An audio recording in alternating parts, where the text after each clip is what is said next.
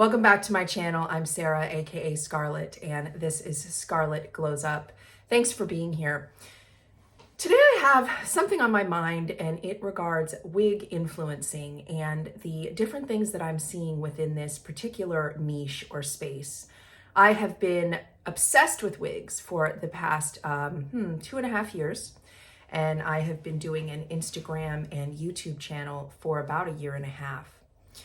I have really struggled in this space to find authenticity and real reviews and real people truly here for the right reasons. So you are my audience and I'm speaking directly to you today. So stay tuned. Don't forget to subscribe, hit that bell, give me a thumbs up, leave me a message, and let's get started.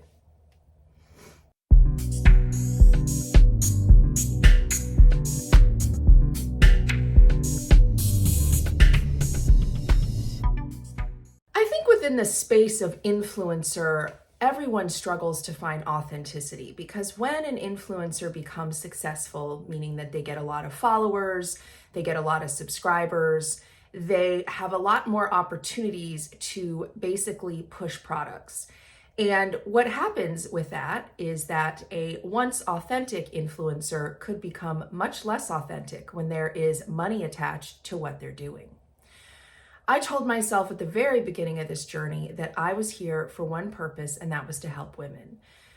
Alternative hair is very difficult. It is overwhelmingly difficult. First, women are dealing with accepting that their hair no longer does what they want it to do. Some women are accepting that they have almost no hair or no hair on their heads. And as we know, a woman is described as crowning glory. That is how hair is described for a woman, her crowning glory.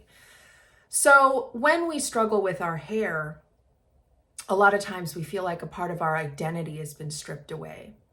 When I was new to wigs, and I never even thought of toppers, basically because I have very gray hair, as you can see, and it was longer when I started wearing wigs, but even so, I was coloring it, and I still, even if I tried to blend it, the gray would grow out within 2 weeks. So I wouldn't have been able to match a topper. And also being a redhead, even when I was coloring my hair red, it would fade, and so then the topper would be a different color. Anyway, there was just no way to do toppers. So I immediately got into wigs, and I very quickly got into human hair. So I started with a synthetic, as I think all women really should start with synthetics before investing in human hair. But human hair is really rough. Synthetics are rough too, but human hair it's a completely unregulated market. And with human hair, it's so expensive, and there are so many false claims made about hair. And what I'm realizing is that many people in the wigfluencing space are promoting and pushing brands of human hair without researching or vetting these companies. And my whole thing is, if you're going to influence people to buy products and you're not properly vetting those companies that you're then pushing and promoting, then really you are at fault. I recently talked to another wigfluencer, and I was talking to her about a specific brand that she was promoting, and she was very defensive about it. And, I was saying to her, it's our responsibility as influencers to make sure we're vetting who we're promoting. And her response was, no, it's not.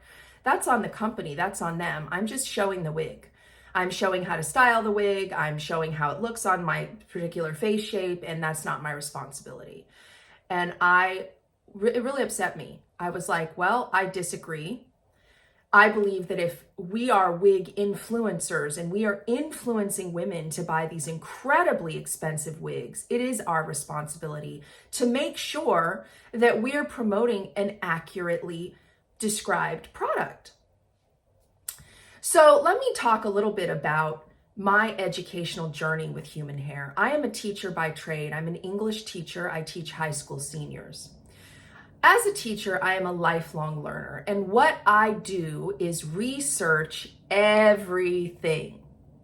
When I got into wearing human hair, my goal was to learn everything I could possibly learn about it. Now, I also wear synthetics, so I have definitely knowledge on synthetics, but I have more knowledge on human hair because I do wear human hair more than I wear synthetics.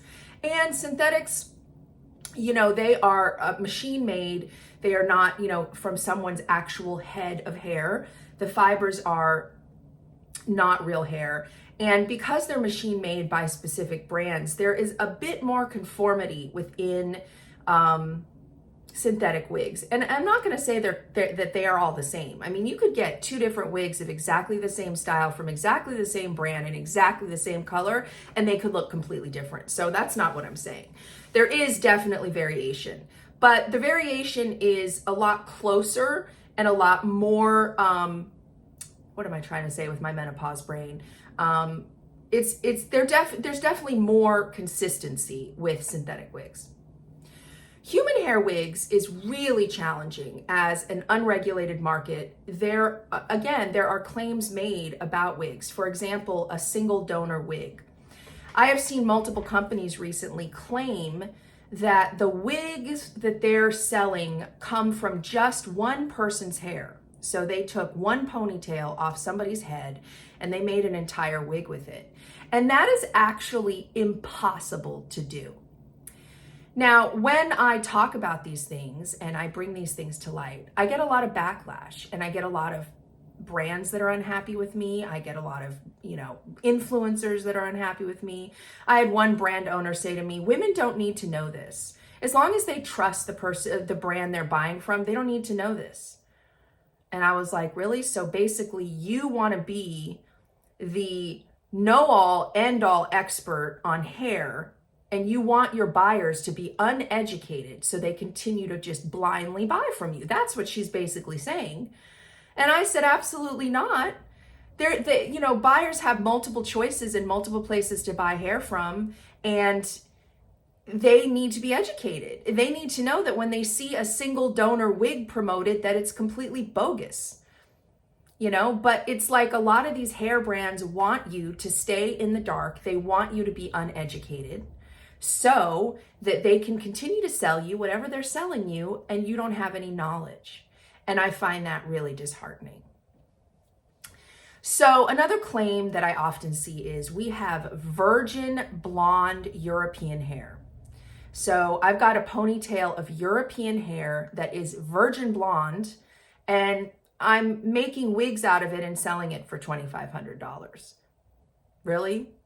Let's think about how rare blonde hair is. First of all, to get virgin blonde hair, there's a strong chance you got it from a child, which is disgusting, if you even have it, or the very rare adult individual that has blonde hair, generally not cutting it off and giving it away or selling it. And if they are going to sell it, they're going to sell it for a lot of money, because the more something has a rarity, the more it's going to cost.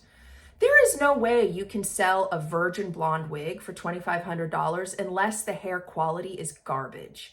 And let's think about that. You could have virgin blonde hair that is not a very nice texture. Like my hair, for example, frizzes terribly. You know, it's a lot of breakage. It doesn't dry nicely. It's very hard to style. Of course, mine is gray. But there are different levels of quality within human hair. And really the only way to have human hair that is virgin blonde and you're selling it for that low of a price, it'd have to be pretty shitty hair. Excuse my language. But most of the time, these companies do not have virgin blonde European hair.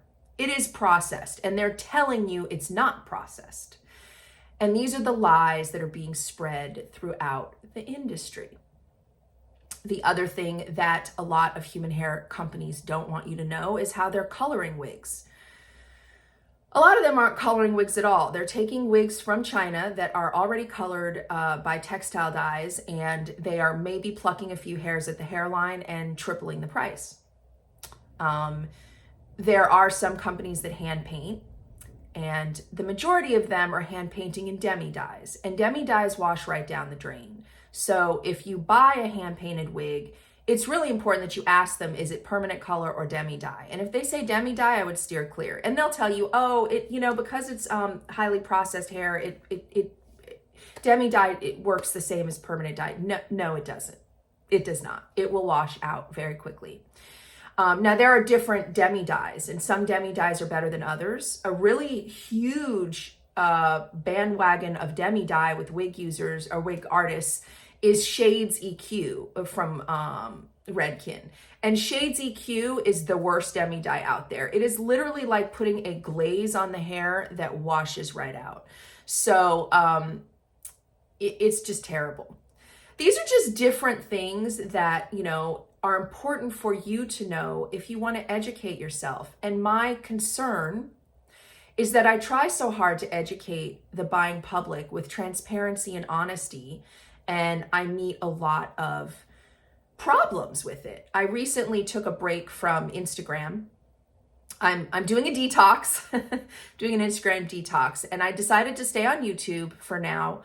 I don't know if I will stay on YouTube long term, but a lot of it's been affecting my mental health because I, in good conscience, cannot promote something that is being incorrectly advertised.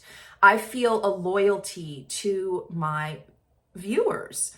I am here to help you make buying decisions. And if I'm not being 100% authentic with you, and if I'm not vetting the companies and I'm just in it to get a wig or to get money, I've got a real issue with that.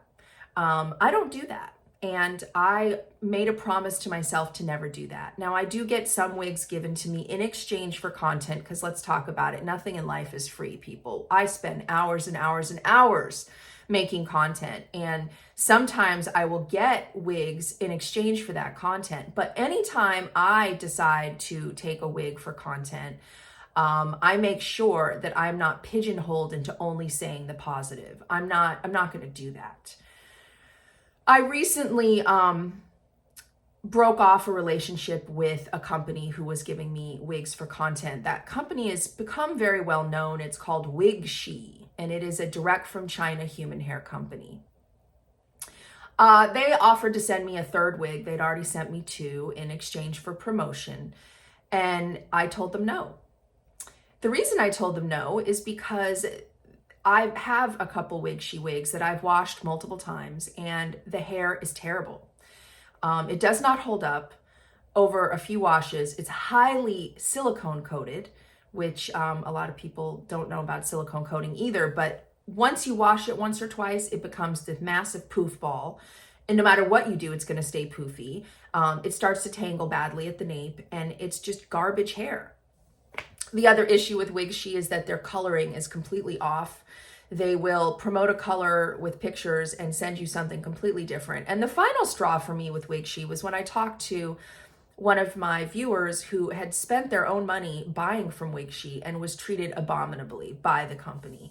The company did nothing to try to fix anything that was wrong with this wig. And I thought, wow, if I as an influencer told WigShei I wanted something to be done better, they'd immediately fix it. But when they have people actually paying for their hair, they're not willing to fix anything. I've got a big problem with that. So, to make a long story short, as people have very short attention spans these days, I promised myself I would never sell out. That doesn't mean I don't get wigs sometimes in exchange for content, but I will never, ever mislead my buying viewers. I can't guarantee anything when it comes to human hair. So if I say I like a brand and I feel like they have good, consistent hair or whatever, there's no consistency within the market itself. So that doesn't mean that because I have had a good experience that you couldn't get a wig that was shitty, because it's possible. It's an unregulated market. There's nobody regulating the quality of human hair. I do believe there is a short list of really good companies, and I will name those now and put them below. And it's a very short list.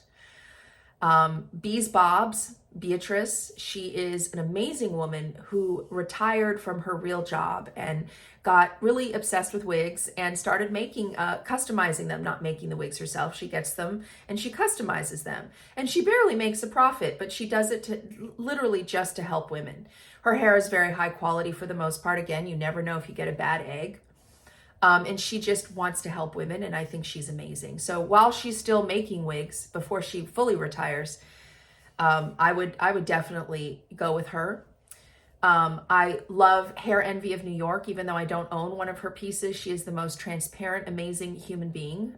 She literally washes and tests and does quality control on every wig she sells, and she won't sell a wig without a heavy discount if there's any defect in it at all. I think that's amazing. I wish every wig brand was like Lisa, but unfortunately, she's a one of a kind. I also really like Perfectly You wigs. I love the quality of the hair, and I love that their prices are reasonable. My number one all-time favorite, and that's because I am a redhead and a fashion color girl, my number one all-time favorite wig artist is the Wigged Out Artist, because she's a true artist. Her coloring skills are probably the best in the business, and she works really hard to find solutions. She uses a hand-painted dye that fades like textile dye, which is almost unheard of. And when I approached other companies, other wig artists about learning how to use this dye, you know what response I got? I'm comfortable with what I'm using and I don't want to mess with that. Interesting. So basically you're going to keep using demi dye so the color washes right down the drain, and then guess what? Then they can charge you to refresh their color. So they want the color to fade so they can charge you more money to refresh it. Do you think you should have to pay to refresh your wig after 2 shampoos? Because that's happened to me. No. So Chandra uses a dye, the Wigged Out Artist, her name is Chandra. She uses a dye called Illumin, Goldwell Illumin, and it's a direct dye that won't fade. It will fade eventually, but it won't fade right away. It takes a much longer time for it to fade. Her hairlines are incredible, impeccable. And so she is my number one because of the colors that I like. Sometimes I get wigs from other brands like Bee's, because I love Bee and I want to promote her brand. And then I'll have Chandra color it. So you can also send wigs that you already purchased to Chandra and she can do color for you. And she does all colors. She does bronze and blondes. She's beautiful. She's just an incredible colorist. She cuts the hair beautifully. She's an actual hairstylist. So she's, got her cosmetology light, and she's brilliant. So that is my short list. It's a very, very short list of people that I think are charging a reasonable price for the hair, that are working hard to make a profit but not completely rip you off, and that will be transparent with you and try to do right by you. So that is my short list. I am here for you. That is the final message. The main message here is that I refuse to be bought. I refuse to sell out. And I refuse to promote things to the women that trust me, that follow me or subscribe to me, without giving 100% transparency about what I really think.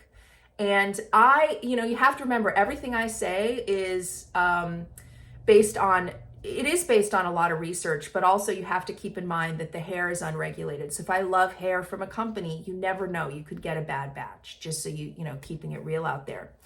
I also still wear synthetics and love certain brands. I really love TressAllure.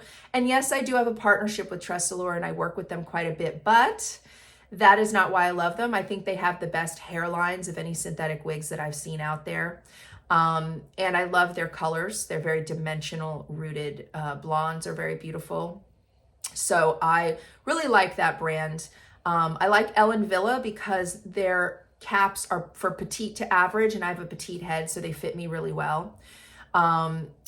Raquel Welch and Gabor are not my favorite. I actually think their fibers are not great. I think Belle Tress is also another one I like. Their fibers are really good.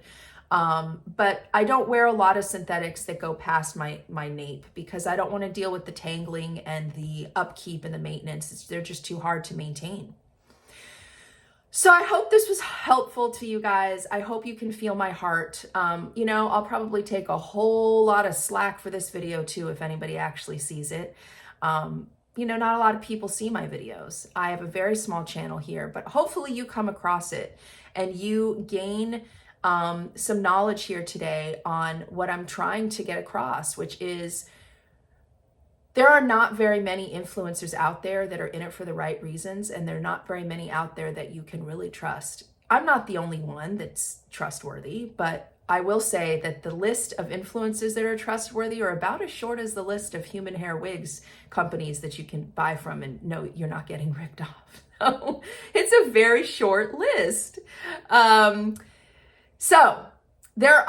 have not tried every human hair brand. Let me also say that. There are other human hair brands that I have yet to discover that are probably doing a great job out there. But I personally am very picky. I'm very picky. And to make it onto my list, you've got to do a lot of different things to get there, which is keeping your prices reasonable, keeping your business small so you don't have to charge your client overhead. A lot of these companies are trying to scale up, and for all their overhead, guess who pays? Well, you pay, because they can't make a profit if you don't pay for their overhead. So I go with very small one woman, 2 women shops where they're doing everything themselves and they can keep the prices lower. I just wanted to share that with you today. That's what's on my mind. Just kind of sitting here on a Sunday, no makeup, no wig on, just giving you some real talk. And I hope some people see it. Probably it'll get a few views, and if it helps even one person, then I've done my job. So, and by the way, I when I say my job, I don't get much doing this. I'm not getting rich on this by any means. I get a few wigs here and there, and that's about it. I don't get paid, and I'm not really trying to get paid. I have a job. I have a job that pays me well, and I'm not trying to make a living off of this, but I am trying to help women, truly help women. I hope you have a fabulous day, and I hope this was helpful at whatever point you might see this video. I really hope it was helpful for you, because it is a hard journey. I know, I've been through it, and I will see you guys at the next one.